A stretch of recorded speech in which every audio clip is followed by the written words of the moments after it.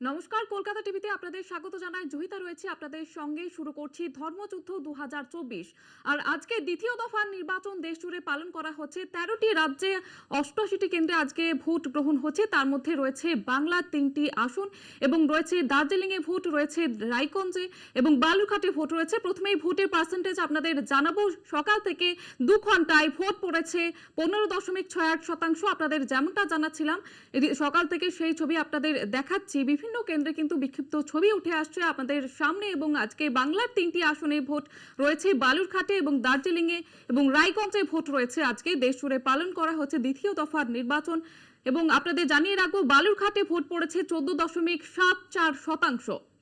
এবং আপনাদের যেমনটা জানাচ্ছিলাম যে আজকে বাংলার ৩টি আসনে ভোট দান চলছে ইতিমধ্যেই। সকাল থেকে সেই ছবি আপনারা দেখতে পাচ্ছেন, বিক্ষিপ্ত ছবি উঠে আসছে বিভিন্ন জায়গা থেকে।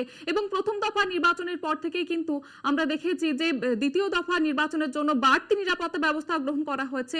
যেমনটা আপনাদের জানাচ্ছিলাম, রাজ্যের প্রথম ২ ঘন্টায় ভোট পড়ল ১৫.৬৮%। এবং তার মধ্যে রায়গঞ্জে ভোট পড়েছে ১৬.৪৬%। আপনাদের যেমনটা জানাচ্ছিলাম, এবং বালুরঘাটে ভোট পড়েছে ইতিমধ্যে ১৪.৭৪%।